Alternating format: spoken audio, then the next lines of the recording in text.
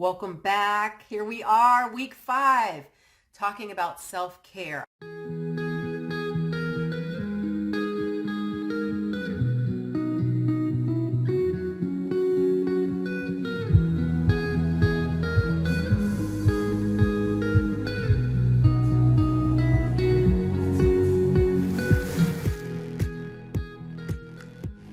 I'm Dr. Andrea Christian Parks, and this is the wrap-up of our series on self-care. So if this is the first episode that you are getting to hear,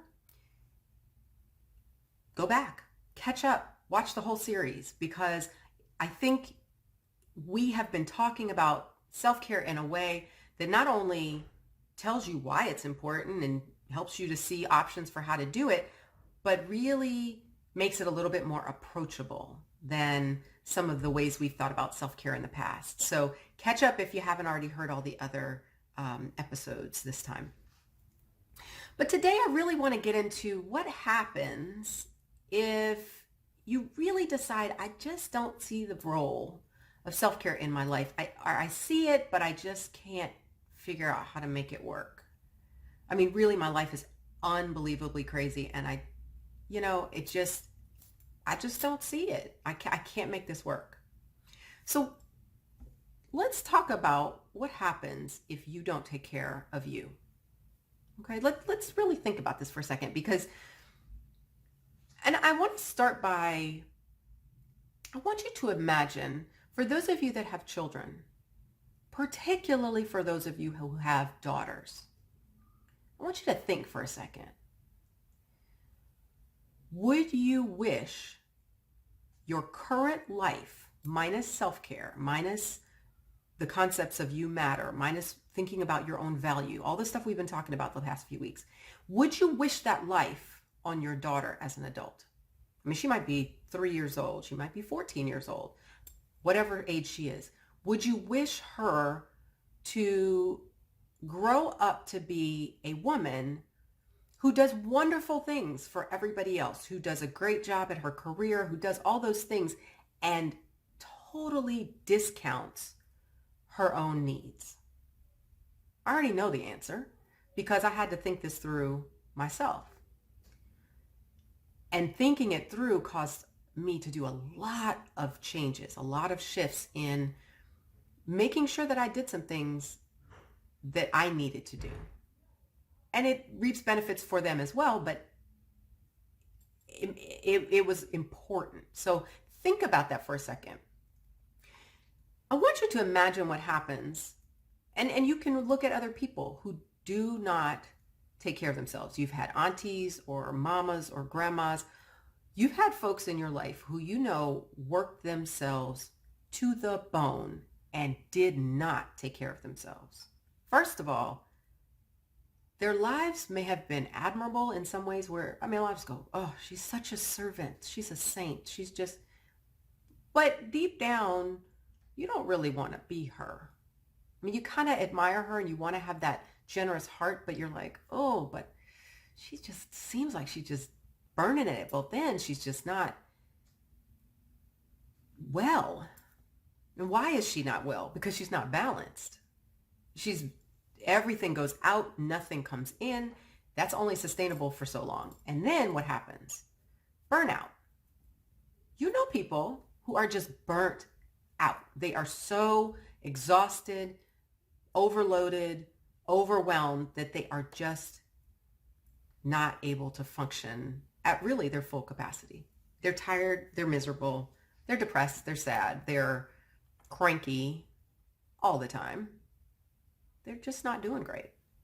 So burnout happens.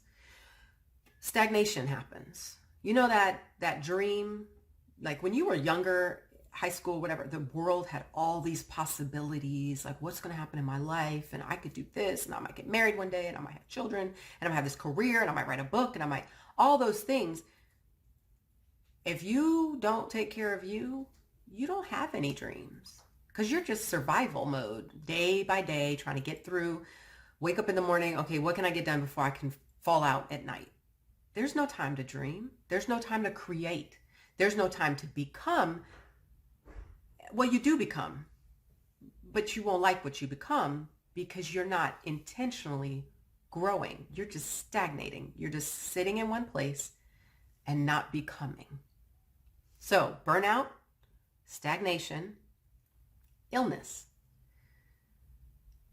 This is a hard one because some people are going to say I'm blaming the victim. I'm not. But people get sick often because they don't take care of themselves. Now, not every illness is related to the way you live. Not every illness has anything to do with anything other than we have no idea why. But a lot of illness, and this is why I'm lifestyle medicine boarded, because a lot of the chronic illness in our lives is related to how we live. And one of the big tenets of lifestyle medicine is stress. Well, stress comes from the way we live. Some of it comes from just the world we live in, but some of it comes from the choices we make. Some of the reasons why we're overweight is because we're not taking care of ourselves in a way that serves us. Some of the times, the reasons why we have the illnesses we have, diabetes or hypertension, those sorts of things, even things that are super common for us as Black women, especially things like autoimmune diseases, come from the chronic stress. Sometimes our weight and our inflammation in our bodies, all that stuff, all of it fits together. So ignoring our needs leads to illness. I'm not saying you can fix every single thing by just revamping your life, but you can change a lot of things by changing your life and changing the concept that you don't factor in to being cared for. It shouldn't, I would hope for you, I pray for you, that you don't get to a place where you are in a severe illness or there's some medical wake-up call or something that makes you say, now I have to change. But it's this radical overhaul that has to happen all at once because it's a dire issue, as opposed to, no, I'm going to change now because I know what could come down the road and I want to create something different for myself. So I want you to tell me, please, I want to hear what you're thinking in the comments. What do you think will happen? What are you creating by not doing self-care versus what do you want to create by incorporating self-care into your life, into your days, into your weeks, into your months, all the time that you're given? How do you want to incorporate the self-care for what you want to create? You know, a lot of the times when I work with my clients, we are working on a goal, a particular thing, either a relationship goal or a weight loss goal or a career goal, something that they want to create. And a lot of it really comes down to, what am I trying to become? What's my future self going to be?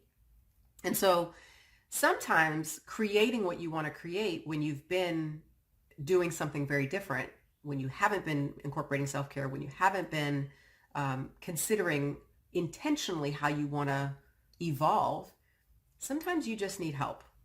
Sometimes you need an extra set of objective eyes. So I wanted to put that out there, that maybe the way you incorporate self-care is you get a coach, you get help. It may be a therapist.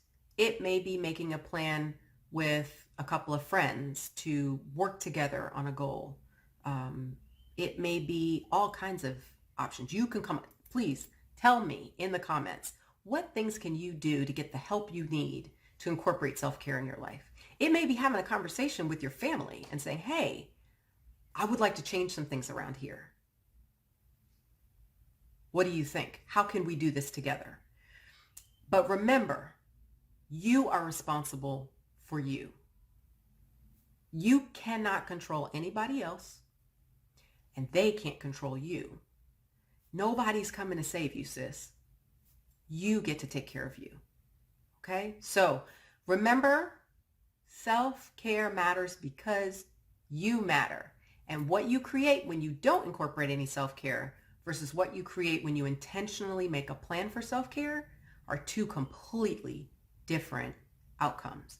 And I want a great outcome for you. So I will see you in our next video or audio, whichever you're listening to. And I'm so glad you're here. And I can't wait to see what comments you make. Don't forget, subscribe and hit your notifications so that you can not miss not one episode. All right, I'll see you next time. Bye.